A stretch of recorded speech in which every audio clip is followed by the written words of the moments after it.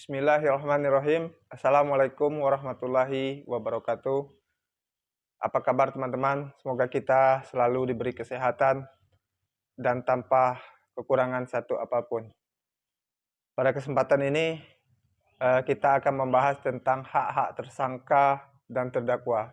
Hak-hak tersangka dan terdakwa ini diatur di dalam pasal 50 sampai pasal 68 Kitab Undang-Undang Hukum Acara Pidana. Nah, apa-apa saja hak-hak tersangka dan terdakwa ini, teman-teman? Langsung saja. Yang pertama, pada pasal 50 ayat 1, tersangka berhak segera mendapatkan pemeriksaan oleh penyidik dan selanjutnya dapat diajukan kepada penuntut umum. Pada ayat 2-nya, tersangka berhak perkaranya segera dimajukan ke pengadilan oleh penuntut umum. Lalu ayat ketiga, terdakwa berhak segera diadili oleh pengadilan. Pasal 51, untuk mempersiapkan pembelaan, yang A, tersangka berhak untuk diberitahukan dengan jelas dalam bahasa yang dimengerti olehnya tentang apa yang disangkakan kepadanya pada waktu pemeriksaan dimulai. Lalu yang B, terdakwa berhak untuk diberitahukan dengan jelas dalam bahasa yang dimengerti olehnya tentang apa yang didakwakan kepadanya. Pasal 52, dalam pemeriksaan pada tingkat penyidikan dan pengadilan, tersangka atau terdakwa berhak memberikan keterangan secara bebas kepada penyidik atau hakim. Pasal 53 ayat 1. Dalam pemeriksaan pada tingkat penyidikan dan pengadilan, tersangka atau terdakwa berhak untuk setiap waktu mendapat bantuan juru bahasa sebagaimana dimaksud dalam pasal 177 ayat 2. Dalam hal tersangka atau terdakwa bisu dan atau tuli diberlakukan ketentuan sebagaimana dimaksud dalam pasal 178. Pasal 54. Guna kepentingan pembelaan, tersangka atau terdakwa berhak mendapat bantuan hukum dari seseorang atau lebih penasehat hukum selama dalam waktu dan pada setiap tingkat pemeriksaan, menurut tata cara yang ditentukan dalam undang-undang ini, menurut KUHP maksudnya. Pasal 55, untuk mendapatkan penasehat hukum tersebut dalam pasal 54, tersangka atau terdakwa berhak memilih sendiri penasehat hukumnya. Pasal 56 ayat 1. Dalam hal tersangka atau terdakwa disangka atau didakwa melakukan tindak pidana yang diancam dengan pidana mati atau ancaman pidana 15 tahun atau lebih, atau bagi mereka yang tidak mampu yang diancam dengan pidana 5 tahun atau lebih, yang tidak mempunyai penasihat hukum sendiri, pejabat yang bersangkutan pada semua tingkat pemeriksaan dalam proses peradilan wajib menunjuk penasihat hukum bagi mereka. Ayat 2. Setiap penasihat hukum yang ditunjuk untuk bertindak sebagaimana dimaksud dalam ayat 1 memberikan bantuannya dengan cuma-cuma. Nah, jadi untuk masalah bantuan hukum kepada tersangka atau terdakwa yang tidak mampu, ini akan kita bahas tersendiri pada video-video berikutnya. Pada pasal 57 ayat 1, tersangka atau terdakwa yang dikenakan penahanan berhak menghubungi penasihat hukumnya sesuai dengan ketentuan undang-undang ini. Ayat 2.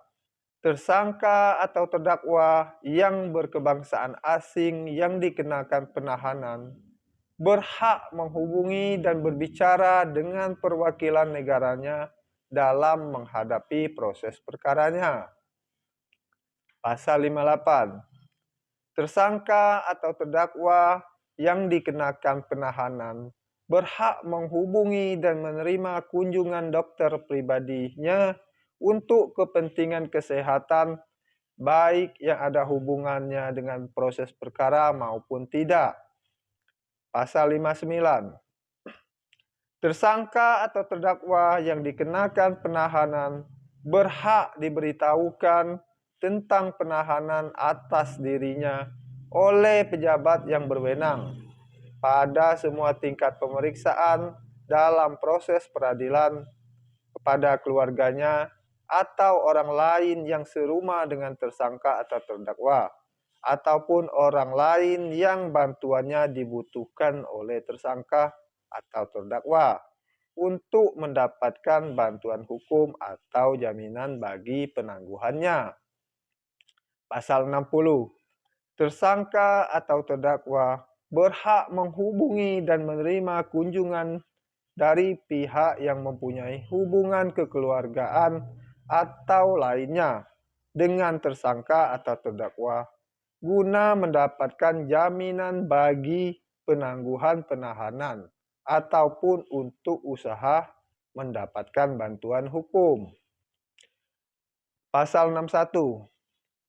Tersangka atau terdakwa berhak secara langsung atau dengan perantara penasihat hukumnya menghubungi dan menerima kunjungan sanak keluarganya dalam hal yang tidak ada hubungannya dengan perkara tersangka atau terdakwa untuk kepentingan pekerjaan atau untuk kepentingan kekeluargaan.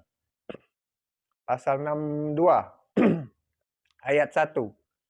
Tersangka atau terdakwa berhak mengirim surat kepada penasihat hukumnya dan menerima surat dari penasihat hukumnya dan sanak keluarga setiap kali yang diperlukan olehnya. Untuk keperluan itu, bagi tersangka atau terdakwa disediakan alat menulis atau alat tulis menulis. Ayat 2.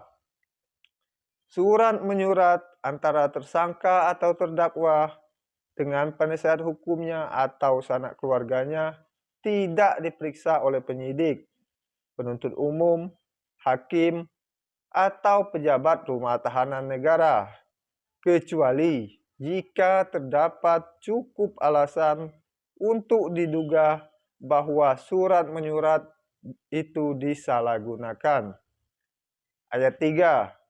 Dalam hal surat untuk tersangka atau terdakwa itu ditilik atau diperiksa oleh penyidik, penuntut umum, hakim, atau pejabat rumah tahanan negara, hal itu diberitahukan kepada tersangka atau terdakwa, dan surat tersebut dikirim kembali kepada pengirimnya setelah dibubuhi cap berbunyi telah ditilik. Pasal 63. Tersangka atau terdakwa berhak menghubungi dan menerima kunjungan dari rohaniwan. Pasal 64. Terdakwa berhak untuk diadili di sidang pengadilan yang terbuka untuk umum. Pasal 65. Tersangka atau terdakwa berhak untuk mengusahakan dan mengajukan saksi dan atau seseorang yang memiliki keahlian khusus guna memberikan keterangan yang menguntungkan bagi dirinya. Pasal 66. Tersangka atau terdakwa tidak dibebani kewajiban pembuktian. Jadi pembuktian ini dibebani kepada penyidik atau penuntut umum. Jadi tersangka ini tidak dibebankan untuk membuktikan apa yang disangkalnya. Jadi penuntut umum lah yang membuktikan apakah tuduhan mereka itu benar atau tidak. Yang selanjutnya pasal 67.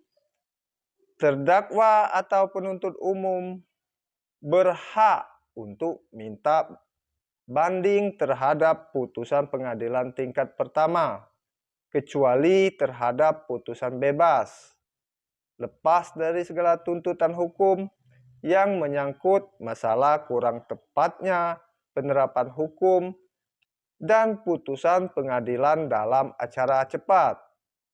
Pasal 68.